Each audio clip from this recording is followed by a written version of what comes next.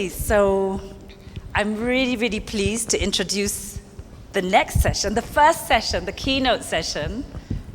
I'm really happy that I'm going to be joined in a moment by Wanjira Maathai. And Wanjira needs not too much introduction, but she is the Vice President and Regional Direction for the World Resource Institute. She formerly served as co-chair of the World Resource Institute's Global Restoration Council, and she's a senior advisor to the Global Restorative Initiative. She's the current chair of the Wangari Maathai Foundation and the former chair of the Green Belt Movement in Kenya. She's an inspiring leader. She inspires me. And she has over 20 years of experience advocating for social and environmental change on both local and international platforms. Over the years, she's served in lots of important strategic and advocacy roles, and she's raised the prominence and the visibility of global issues such as climate change, youth leadership, sustainable energy, landscape restoration. And her mom, Wangari Maathai, was the 2004 Nobel Peace Prize laureate.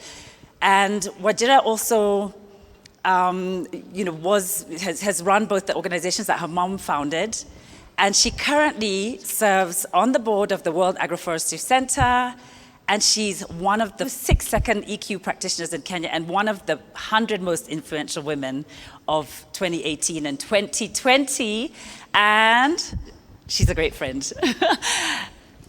Hi. How are you? How are you? I'm really well. All right, let's have a seat. I'll sit here. And I'm really excited to speak with you because I feel as though you've got this whole bird's eye view on so many things around climate, just by the nature of the things that you do. And, as we said in the beginning, we're joined by so many countries, so many people from around the whole continent. And I really would love to know, in your estimation, what you feel are the really important pressing issues of our time to Africans like us? Well, look, Judy, first, thank you for having me. It's delightful. I feel like sometimes when you and I chat, we really get into exactly these issues already. So it's sort of like one of our usual conversations. Yeah. But to be addressing the issue of climate in Africa today is extremely important. It is existential. It's about our lives as we know it, but also the ability for Africa to exist in dignity. And for me, the most important issue that holds all of this together is obviously climate change, that we address this issue head first. But underneath, when you scratch below that surface, I feel the glue that holds all this together is the ambition that we address this issue of prosperity, that poverty in many ways has rigged the system for us. We are set up. As long as we do not address lifting people out of poverty, climate will be a huge threat, but so will food security, and so will so many other things that we'll face. So we really, for me, must address poverty head first and look at all opportunities, because this is a continent of great bounty. We know that, but if it was easy, it would have happened. What does it take to unlock prosperity on the continent? I mean, that's the question, because it feels so chicken and egg, and in so many ways, I feel like we're almost jaded by this conversation about, poverty. We must lift ourselves out of poverty, and how is it that we can even begin to snap ourselves out of a feeling of almost exhaustion when we start to speak about lifting ourselves out of poverty and gaining resilience and all of these things. Right, I mean, you mentioned resilience. That's exactly what it is, that we have to be able to bounce back from today. It will be climate, it's COVID, it's so many different challenges that are coming up against us. And if we're not resilient, and economic resilience is a big part of it, we'll continue to be beaten down and have to come up. But there are several opportunities. One that I find extremely compelling is trade. We've got to find ways to engage in fair trade. We are involved in so many different trade arrangements that are rigged against Africa. We know that. And our leaders are doing the best they can. We hear them all the time. But I think that this season, the COVID season, and the inequity that has clouded the COVID vaccine distribution should wake us up to the reality that we have to look inward as well. Not only rely on the solidarity of friends, and we must, because we do need multilateralism and we do need our friends, but we also have to find ways to dig deeper. Trade is one, absolutely important. We've got to look at our food systems. We waste a lot of food in post-harvest, just after it's been harvested, over 30%. We have the most important people to our food systems are smallholder farmers. 80% of smallholder farmers are hungry. Impossible. How is that possible? And the poorest are smallholder farmers. So essentially, the people who hold our food basket are the poorest in the world. It's not even acceptable. So we've got to change that equation. They produce food, they benefit very little for it. And if you look at whether it's food that's consumed or cash crops that make their way into international trade, we've got to equal that playing field. So there's a lot of work to be done there by our leaders, yes, but also those of us who are involved in these negotiations and working to ensure that trade is fair. So that's one. Addressing food systems is crucial. Addressing trade arrangements, extremely important. And then, of course, I think how we grow as cities. This is one of my favorite. African cities, in many ways, are like a canvas. A lot of the infrastructure that's needed for the next 50 years has not yet been developed. So we are in a situation where while other countries are building back better, we are building forward. We don't have a lot of that infrastructure in place. But what we have now is the insight to do it better, to do it in a way that is inclusive. So instead of investing in superhighways and infrastructure that's actually, quite frankly, not so useful because 90% of us walk, is to invest in infrastructure that allows us to walk safely and allows us to walk in and cycle. And some of the most progressive cities in the world are doing that. We have a chance to do it without having to undo stuff. But those are some of the things we need to get right. You know, you've just given me this image of heading here today through Nairobi's traffic, where, you know, I think we're all used to this, and not just in Nairobi, I think in places like Lagos and other cities across the continent too, where sometimes the jams are so intense, you know, people are almost walking faster than we are, right? They are, actually. But what, I'm kind of almost, you know, these are so many issues that you've spoken about, and they're spoken about often, but always in isolation. You know, we speak about our cities in conferences about cities. We speak about COVID all the time. We're living it now, you know. We've all had our temperatures checked and so on to get in here. But we speak about these in isolation. You've spoken about trade. How on earth do we join these dots and make any kind of sense of all this where climate change is concerned? You know, do we need to speak about these always in a cluster, or how do we do it? Where do we begin? These are so many issues. Yeah, we do have to speak about them in a cluster. They occur in a cluster. That's why we have different departments that deal with different things, but they need to be coordinating so that you have the Department of Water or the Ministry of Water talking to the Ministry of Agriculture, Ministry of Trade. They are supposed to be connected, but there are very special, specific issues in each. You know, when we talk about climate change globally, a lot of what people are hearing about are emissions, how we have to cut emissions, we have to, you know, we have this very clear pathway to 1.5 degrees. We cannot increase global temperatures by more than 2 degrees, even better 1.5 degrees above pre-industrial levels. We know that's the big thing. But here's the thing. Africa is not responsible for those global emissions. So really? No, we are responsible for under 2% of those emissions. So the large emitter. Wait, as in? Yes. Is There's the truth. the whole 100%, and we are, as Africa, are responsible for. Our emissions are negligible.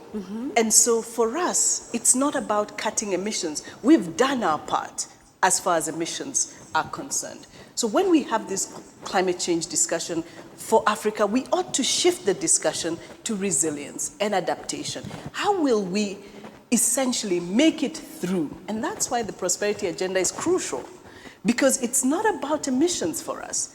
What we do, and those of us who advocate for this issue globally, is put pressure on the big emitters to do their part. Because here's the thing about climate justice. Those of us who've emitted the least will be the most affected. That's the injustice of this climate disaster. The crisis is going to affect us more than those who've created the problem.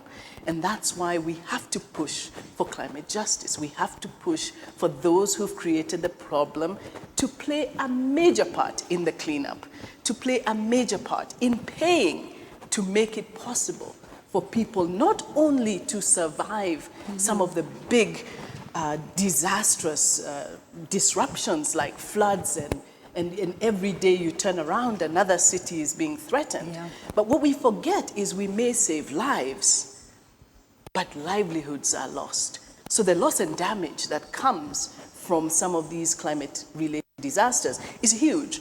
And all of that is what we're saying. You hear people talking about climate finance, is that we've got to ensure that those who have been most affected are able to pick up.